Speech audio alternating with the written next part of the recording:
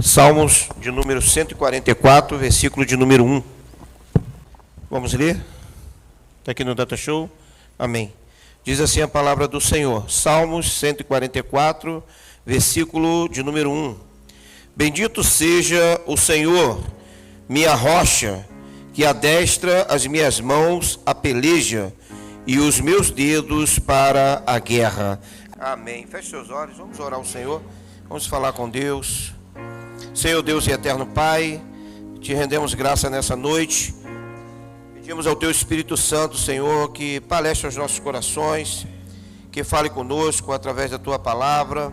Sabemos, ó Deus, que a Tua palavra diz que muitas são as aflições do justo, mas também tem uma garantia que o Senhor livra de todas as aflições. E nós Te glorificamos nessa noite, porque independente do tamanho da guerra, o Senhor tem nos adestrado para a peleja. E a Tua palavra nos garante que em Cristo somos mais do que vencedores. Se você crê nessa palavra, aplauda o nome do Senhor. Aleluia. Aleluia. Pode sentar. A Bíblia diz que Jesus, ele foi conduzido pelo Espírito ao deserto, e no deserto ele foi tentado por Satanás. E Satanás o leva ao pináculo do santuário. E ali Satanás faz proposta para Jesus, para que Jesus se prostrasse a ele. E nós aprendemos com isso que muitas vezes nós vamos vencer no deserto, sendo conduzido pelo Espírito Santo, do que estarmos no alto de um pináculo sendo tentado por Satanás. A Bíblia diz que Davi teve dois momentos que foram cruciais na sua vida. O primeiro momento foi o ápice de Davi, que foi quando ele... Qual foi o momento ápice de Davi? Quando ele? Igreja, quando ele venceu Golias. Foi o momento mais... O ápice da história de Davi. Foi quando ele venceu Golias. E o momento de fracasso de Davi foi quando ele adulterou. E veja que coisa interessante. Quando Davi ele tem o ápice da sua história, a Bíblia diz que Davi ele era desconhecido, estava no anonimato. Davi estava atrás das ovelhas malhadas do seu pai. A Bíblia vai dizer que Davi ele vai até o riacho e ele se abaixa e ele se humilha e ele pega 5 pedras. Davi estava no vale, no lugar mais baixo, mas estava sendo forjado pelo Senhor para conquistar grandes vitórias. E no momento de maior fracasso de Davi, a Bíblia diz que Davi era rei. Davi estava no palácio, de cima de um muro, de uma fachada elevada. E lá do alto, Davi olha para baixo e vê Betseba e ali ele adultera. O que eu quero dizer com esses dois fatos, de Jesus sendo conduzido ao deserto pelo Espírito e Davi sendo conduzido ao vale para catar pedra para matar os gigantes, é que o que determina o sucesso, o que determina a sua história, não é o quanto de coisa que você conquista nessa terra, mas é o quanto você consegue continuar com o seu coração puro diante do Senhor. Eu costumo dizer sempre algo: é mais fácil nós valorizarmos as coisas enquanto estamos indo na direção delas, do que depois que conquistamos. É até comum nós, depois que conquistamos algo, nós desvalorizarmos. Mas nessa noite, o Espírito Santo, ele quer tratar conosco para nós aprendermos a valorizarmos em meio aos desertos da vida, em meio aos anonimatos onde nos encontramos, em meio às lutas e pelejas onde nós estamos passando. O Espírito Santo talvez queira nos lembrar de algo nessa noite, dizendo ao nosso coração: é nesse momento da sua história que o Espírito Santo está te capacitando. É nesse momento da sua história que o Espírito Santo está dizendo: aproveita essa fase da sua vida e se fortaleça no Espírito. Não menospreze as pequenas coisas. Não menospreze o lugar que Deus está te colocando. Você tem uma casa, diga amém. Você tem uma família, diga glória. Eu achei lindo aqui a evangelista Josi com a família dela, a filha, o futuro genro, o marido aqui no altar, louvando ao Senhor. A família no altar de Deus. Está aqui meu filho no altar do Senhor. Querido, não existe maior riqueza do que essa. Não existe coisa melhor do que essa. Você não poderia estar em outro lugar que seria melhor do que esse. Esse lugar é a casa de Deus. Deus está nesse lugar. O Espírito Santo de Deus está nesse lugar. E eu quero dizer, ainda que você esteja passando por um momento adverso, ainda que você esteja passando por deserto, ainda que você esteja se abaixando humildemente na presença do Senhor, para catar uma pedra, para comprar o pão de amanhã, para derrubar o gigante de amanhã, deixa eu te dizer, Deus é contigo. Ele não vai te deixar envergonhado. Aleluia. Ele vai te dar vitória, porque a história de Davi foi marcada assim. O ministério de Jesus começou assim. E na nossa vida não vai ser diferente. Você pode declarar nessa noite: Deus está fazendo grandes coisas nesse deserto. Aleluia. Então prepare-se para a guerra. Amém? Você precisa estar preparado para a guerra. Esse é o tema dessa mensagem nessa noite. Porque o salmista, ele está exatamente dizendo, coloca aqui para mim 144:1 novamente. O salmista está dizendo isso. O Senhor, Ele é minha força. O Senhor, Ele é meu escudo. O Senhor, Ele é o meu redentor. Ele não me faz um homem covarde. Ele não te faz uma mulher covarde. Pelo contrário, Ele te forja. Ele te prepara. A nossa vida é uma escola, querido.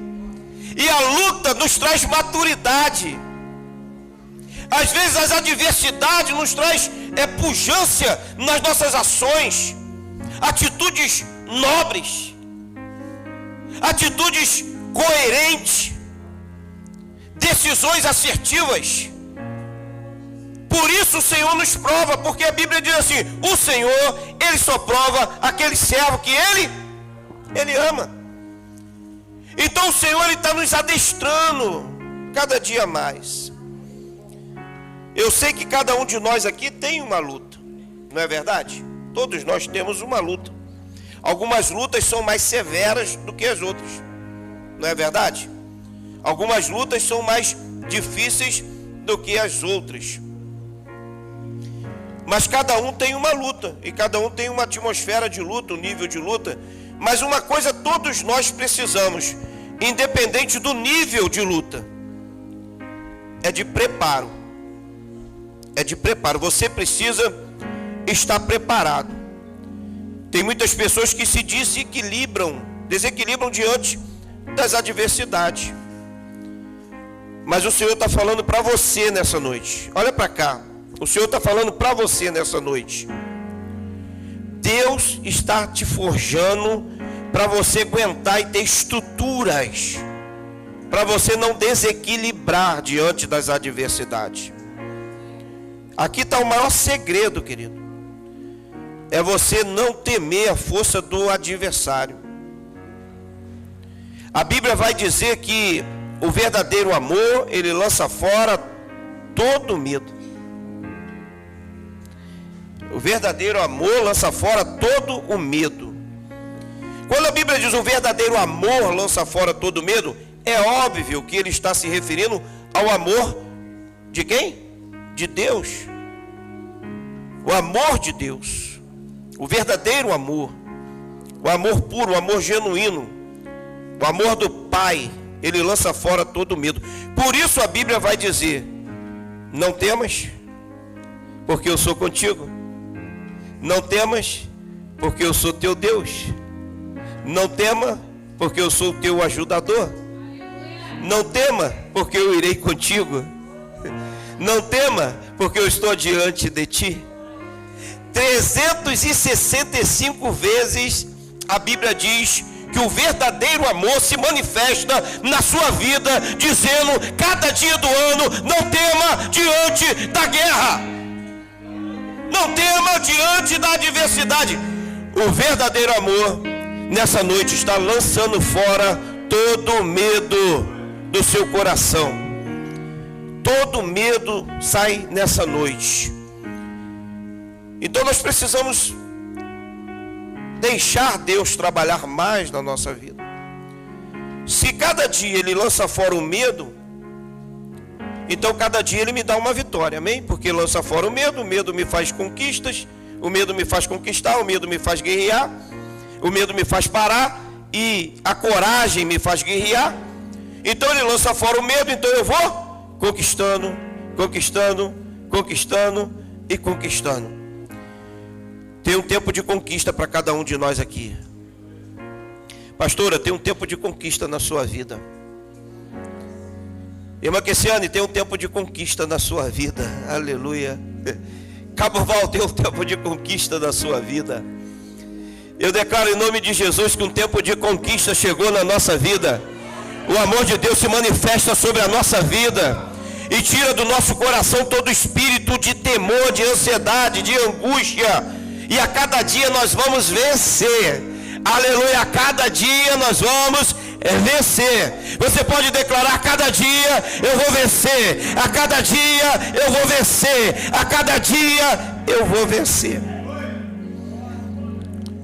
Parece óbvio, não é verdade? Na teoria. Mas você precisa trazer à existência isso. Porque a sua mente, ela não quer que isso aconteça. O que te cerca não quer que isso aconteça. Por isso são necessárias algumas coisas para nós conquistarmos isso. E a primeira delas é buscar a santidade de Deus. Nós precisamos entender que para mim vencer, para mim ter esse medo, esse temor lançado fora pelo verdadeiro amor de Deus, e para que eu vença a cada dia, eu preciso, em primeiro lugar, buscar santidade na minha vida. Porque se o amor de Deus para se manifestar vai tirar o medo, eu preciso estar de acordo com os padrões de Deus. Porque se eu não estiver de acordo com os padrões de Deus, eu vou estar de acordo com os padrões do mundo. Na Bíblia, você adora Deus ou você adora o diabo. Então, se você não está de acordo com os padrões de Deus, você está de acordo com os padrões do diabo. Então, buscar a santidade se faz necessário. 1 Tessalonicenses 5, versículo 23, vai dizer assim, ó: e o mesmo Deus de paz vos santifique em tudo, e todo o vosso espírito, alma e corpo seja plenamente conservados e irrepreensíveis para a vinda do nosso Senhor Jesus Cristo. Então nós precisamos buscar a nossa santidade, não somente no espiritual, aqui na igreja, não é? Aqui na igreja a gente está no espiritual, mas a gente deve procurar viver uma vida santa no corpo, na alma e no espírito. A gente deve procurar viver uma vida digna, uma vida verdadeiramente de devoção ao Senhor, uma vida de dedicação ao Senhor. Gálatas vai dizer que as obras da nossa carne, porque a nossa tendência é, as obras da carne: idolatria, feitiçaria, inimizade, porfias, emulações, iras, dissensões, heresias, invejas, homicídios, bebedices, glutonarias, coisas semelhantes a essa, acerca das quais vos declaro, como já antes vos disse, que os que cometem tais coisas não herdarão o reino de Deus. Então, quando nós não buscamos a santidade de Deus, nós somos propícios a cair nesses pecados aqui, idolatria, feitiçaria, bebedice, glutonaria, inimizade, não é? Pessoa que gosta de arrumar problema, dissensões, invejas, homicídios. Isso é que o mundo tem se alimentado a cada dia mais. A falta da santidade tem levado o homem a viver uma vida de carnalidade. E a vida de carnalidade tem levado à miséria o homem. Eu penso que em São João de Meriti, qualquer pessoa do bem, quando eu digo pessoa do bem, eu digo assim, quem trabalha, quem estuda, quem tem uma família, qualquer pessoa do bem, era para estar nos pés do Senhor. Porque a nossa cidade tem sido assolada por um espírito de miséria. A nossa cidade tem sido assolada por um espírito de violência. A nossa cidade tem sido assolada por um espírito de prostituição. Que só nos resta clamar o nome do Senhor e buscarmos santidade com Deus, para que essa santidade nos reviste e nos guarde de todo esse mal. Você pode dizer amém? Então se faz necessário, sobretudo jovens, busque a santidade com o Senhor. Homens, busque a santidade com Deus. Busque um tempo. Eu digo sempre, né, que é um tempo que seja útil, porque são tantas coisas que roubam o nosso tempo. O que tem roubado o seu tempo com Deus? A gente passa o dia todo, quando a gente vai ver, a gente se lembrou de tudo, mas a gente se esquece de quem? Do principal. A gente acorda e tem tanta coisa para fazer, quando você vai ver já está na hora do almoço. Você se lembra da comida, mas você se esqueceu de quem? De Deus. Então a santidade, ela vai fazer você priorizar o verdadeiro amor, que é o Senhor. Então, querido, busque a santidade, porque você só vai estar preparado para a guerra se você estiver santificado em Cristo. Porque senão, deixa eu te dizer, Satanás vai te atropelar. Satanás vai te atropelar. Ele não brinca de ser diabo. A função dele é matar, roubar e destruir. Então busque a santidade. Eu não estou dizendo aqui para ninguém andar com a auréola na cabeça e virar anjo, não. O que eu estou dizendo aqui é você priorizar o reino de Deus, a justiça de Deus. Priorizar, pelo menos ler a palavra de Deus. Pelo menos ter uma vida de oração ao Senhor. Pelo menos vir com a Bíblia para a igreja. Você está conseguindo compreender? A santidade é que vai te forjar para que você tenha uma vida reta e justa. A segunda coisa que é necessário para nós sermos forjados para a guerra é nos fortalecer na palavra de Deus. Porque se nós não tivermos fortalecido no Senhor através da palavra, nós vamos ser como folha levada pelo vento, querido. Nós vivemos dias de sofismas. Antigamente, era falado muito numa palavra chamada, me fugiu agora o nome, que era muito usada antigamente, mas agora é falado fake news, né? Agora é fake news, o nome da palavra é fake news, né? São mentiras disfarçadas de verdade. E aí você vai para a rede social, você vê uma série de pessoas que estão literalmente falando de algo que não vivem, mentindo descaradamente. Os seus filhos viciados em jogos eletrônicos, violentos, violentíssimos, que buga a cabeça de qualquer pessoa. Crianças de 5 anos viciadas em celular. Homens casados viciados em pornografias. Mulheres viciadas em redes sociais, fazendo comparações absurdas entre o mundo paralelo e o real. Mas o que vai te dar substância, o que vai te dar base para você aguentar todas as pressões que vem do lado adversário, é o poder da palavra de Deus. Se você não se alimenta da palavra, querido, a sua vida vai ser fraca. Você não vai ter alegria no seu coração, porque essa comida que nós comemos, ela não nos alimenta. A Bíblia diz que o Espírito, ele nos alimenta com coisas sólidas. Por isso a Bíblia diz que virá dias na terra que o Senhor vai nos alimentar, não com a água e não com a comida, mas pelo poder da palavra de Deus. Nós necessitamos da palavra, porque é a palavra que nos edifica, a palavra é que nos santifica, a palavra é que nos coloca de pé, a palavra é que nos sustenta, a palavra é que traz base para a nossa vida, a palavra é que é o alimento sólido que nós necessitamos. Santificai-vos na palavra, porque a minha palavra é a verdade. E nós precisamos estar na palavra para vencermos a guerra. Nenhum homem de Deus venceu sem a palavra, nenhum.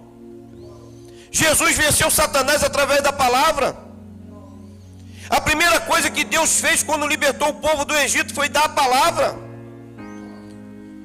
Abraão teve que estar debaixo de uma palavra de Melquisedeque para poder superar. Quando Deus criou o homem, Deus liberou palavra de domínio e de governo para que o homem pudesse governar. E como que nessa geração tão corrupta nós vamos querer viver sem estar debaixo da palavra? E eu não estou falando a palavra que alguém me disse, eu estou falando a palavra que nos alimenta.